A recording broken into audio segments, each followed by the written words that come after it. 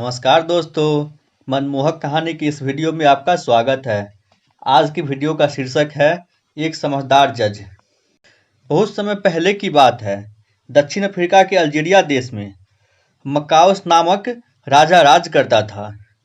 उसके ही राज के एक नगर में एक समझदार जज रहता था, जिनकी लोकप्रियता के चर्चे दूर दूर तक फैले हुए थे। जब राजा के कानों में उसकी लोकप्रियता के चर्चे पहुंचे, तो उसने उनकी परीक्षा लेने का निर्णय किया। वह घोड़े पर सवार हुए और जज के नगर की ओर चल पड़ा। जब वह नगर के प्रवेश द्वार पर पहुंचा, तो वहां एक अपाहिज भिखारी बैठा दिखाई पड़ा। भिखारी ने राजा को रुकने का संकेत किया। राजा रुक गया। उसने राजा से कहा, मेरी मदद कर दो, मुझे अगले चौक तक छोड़ दो। राजा ने उसे घोड़े पर बिठा लिया। जब वो अगले चौक पर पहुंचा और राजा ने भिखारी को घोड़े से उतरने को कहा, तो भिखारी कहने लगा, ये मेरा घोड़ा है, तुम घोड़े से उतरो। दोनों में बहस होने लगी। लोग उसके आसपास इकट्ठा हो गए। बहस बढ़ती देखकर लोगों ने मशवरा दिया कि वे लोग फैसले के लिए जज साहब के पास चले जाएं। दोनों कचहरी पहुंचे। कचहरी में बहुत भीड़ थी। जज साहब एक एक करके सबको बुलाकर उनकी दलीलें सुन रहे थे। सबसे पहले उन्होंने एक लेखक और एक किसान को बुलाया। उसके साथ एक स्त्री भी थी। लेखक ने स्त्री की तरफ इशारा करके कहा, जज साहब, ये मेरी स्त्री है। किसान ने कहा, ये झूठ बोल रहा है जज साहब, ये मेरी स्त्री है। जज साहब ने उसकी दलीलें सुनी। लेखक और किसान को उन्होंने अगले दिन आने को कहा। स्त्री को रोक लिया। उसके बाद उनके सामने कसाई और तेली हाजिर हुआ। कसाई के कपड़े पर खून के छींटे थे, वहीं तेली के कपड़े पर जगह जगह तेल के दाग लगे हुए थे। कसाई के हाथ में पैसों की एक थैली थी। कसाई बोला, जज साहब, पैसे की ये थैली मेरी है। किसान बोला, नहीं जज साहब, ये थैला मेरी है। दोनों की दलील सुनकर जज साहब बोला, ये पैसे की थैली यहीं छोड़ जाओ, तुम दोनों कल आना, मैं कल फैसला करूंगा। अंत में राजा और भिखारी की बारी आई।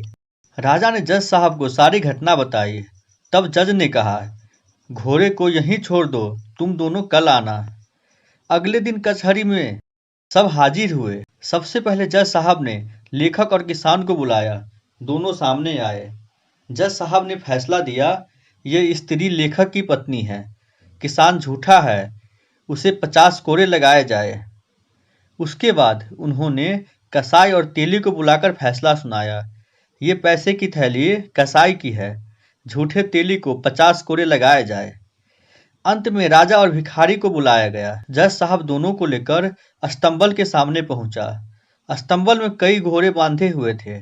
पहले जज राजा को लेकर अस्तंबल में गया और घोड़े को पहचानने को कहा। राजा ने घोड़े को पहचान लिया। उसके बाद वह भिखारी को लेकर अस्तंबल में गया। भिखारी ने भी घोड़े को पहचान लिया।